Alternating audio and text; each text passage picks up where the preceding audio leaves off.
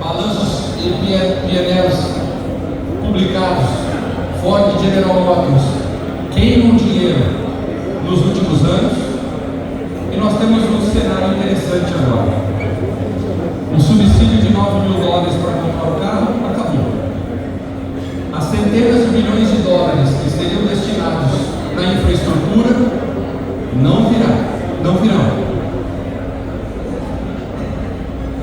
E os planos começam a ser revistos. Evandro, você está dizendo isso com alegria? Não. A gente esperava que essas soluções entregassem algum nível de descarbonização. E nós entregaremos uma outra parte da descarbonização. Tanto que o nosso lema na Única fora do Brasil é We are part of the solution. Nós somos uma parte da solução, não somos a solução em si.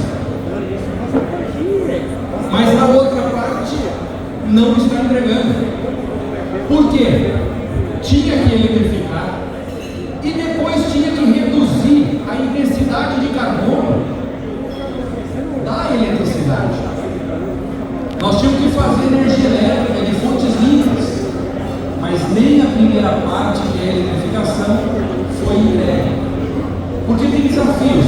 E óbvio, o carro elétrico, para alguém que recarrega na sua casa à noite, anda 60, 70 quilômetros na cidade durante o dia e volta para casa, uma baita solução. Se a fonte de eletricidade, como no Brasil, é limpa, ótima solução ambiental. Agora, um pouquinho da vida real, 400, 500 quilômetros na semana, para no lugar. Você tem um dado que a gente não para para pensar. A energia líquida que a gente põe dentro do carro da gente, o etanol, eu suponho, quando você põe a bomba dentro do tanque do carro, entre 1 minuto e meio, 2 minutos, o seu carro está abastecido. Num carregador bem rápido, isso demora entre 15 e 20 vezes. 15 e 20 vezes. Significaria que nós tínhamos que ter os pontos de abastecimento, se fosse fazer uma proporção aritmética, nós teríamos que ter 15 vezes mais pontos de abastecimento, pelo menos. O que não é realista. O dinheiro que vem disso é muito grande. Então, o que nós temos hoje é as alternativas não estão entregando aquilo que esperávamos anos atrás que elas entregassem. Veja que interessante, não quero trazer gráficos aqui, porque são coisas que vocês conhecem melhor do que eu, mas prestem só atenção nesse. Petróleo, carvão, gás natural, e o roxo aí é biomassa tradicional, que já existia e está crescendo. Veja que todo esse investimento que a gente vê, o mundo mudou, tem $1 trilhão para energia limpa, financiamento verde, a coisa está acontecendo. Olhem o que isso significa hoje no comparativo com a matriz energética global, dados do ISPER, capturados também da Agência Internacional de Energia.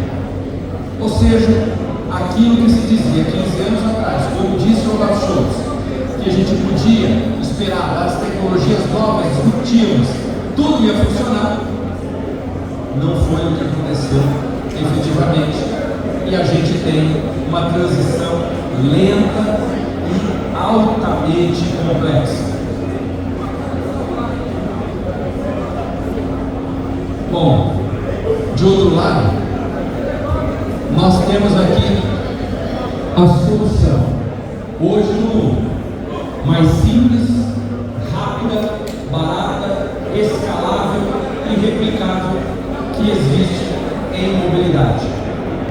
Para se ter uma ideia, vejam que dado interessante isso aqui. Vocês já pararam para pensar quanto que o brasileiro economizou pelo direito de escolher entre etanol e gasolina no posto? Já parou para pensar que o Brasil é o único lugar do mundo? Agora a Índia tem ali uns 200 postos que fazem isso, mas o Brasil é o único lugar do mundo em que você chega ao posto de combustível,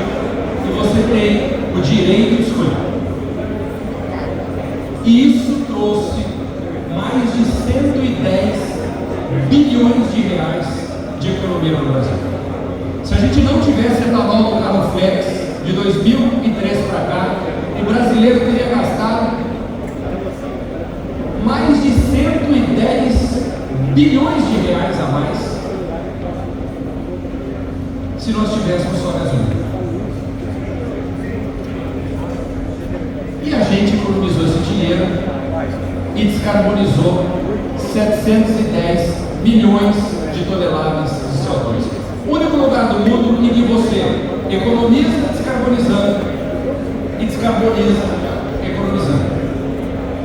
Ou seja, registro número 1: o mundo tem uma grande demanda por energia limpa, renovável e descarbonização. Os nossos entrantes, vamos chamar assim, não vieram, não chegaram e não oferecem soluções. E o mundo começa a ver que a gente efetivamente tem uma grande solução. Dou um exemplo: um dos países com a maior capacidade de planejamento do mundo é o Japão. O Japão estudou todas as possibilidades para a mobilidade sustentável nos últimos 10 anos e chegaram agora a uma conclusão: o jeito mais fácil, rápido, barato de descarbonizar é pôr no primeiro roadmap, é pôr 20% de etanol na gasolina. Isso já é decisão do Japão e isso vai ser implementado nos próximos anos. Sabe o que significa 20% de etanol no mercado japonês? Hoje significaria 25% da produção total de etanol brasileira. Vamos dizer que os Estados Unidos vão pegar metade, vai ver? Mas ainda teríamos, só nisso daí, 12%, 13% aproximadamente de mercado adicional.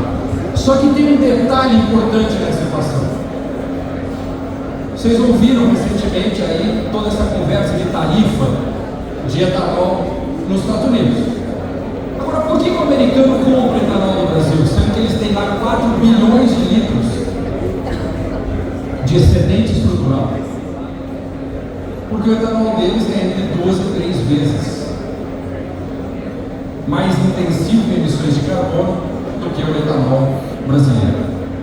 E é essa a grande marca que nós estamos trabalhando para vender fora do mundo. A marca que o RenovaBio nos trouxe de saber detalhe a detalhe, usina a usina, quantos gramas de CO2 tem em cada megajoule do etanol, do biometano que a gente produz. A graça do RenovaBio que faz com que vários de vocês estejam hoje trabalhando para reduzir a intensidade de carbono do etanol e do biometano. Porque vocês sabem onde está a pegada de carbono em cada elo da cadeia. E dá para trabalhar ali, para ir resolvendo, para ir melhorando.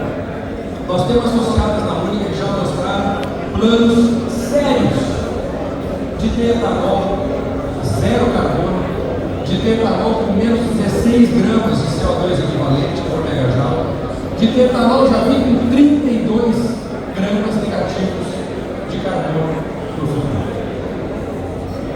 E para que isso vai servir? A demanda não é brincadeira. Só o SAF nós vamos precisar de 449 milhões de metros cúbicos de SAF até 2050.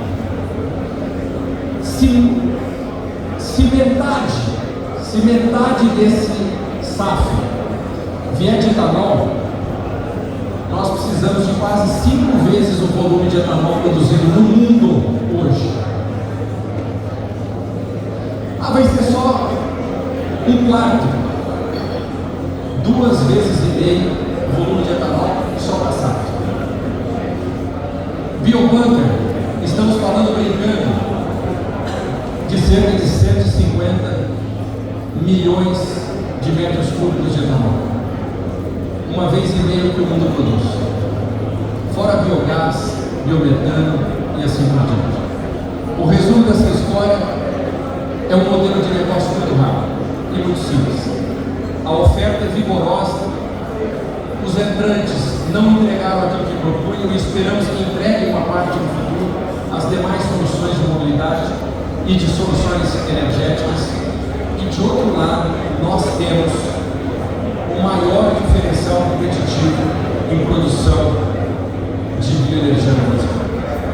Eu termino dizendo que é uma honra enorme representar um dos maiores setores, de um dos maiores agronegócios, de um dos maiores países do mundo. E termino fazendo uma reverência ao Brasil e aos brasileiros. Nós vivemos tempos de muita descrença, nós vivemos tempos de muita desesperança. E é natural quando a gente vê coisas com as quais a gente não concorda, coisas de um lado e de outro, que não parecem representar o verdadeiro espírito brasileiro. Mas o que eu digo para vocês, eu termino como começou. Um gigante de mais de 8 milhões e 500 mil quilômetros quadrados, que fala uma só língua, que misturou todos os povos, ninguém se sente menos brasileiro em nenhum lugar, é fundamental para ter construído esse país, que não foi gigante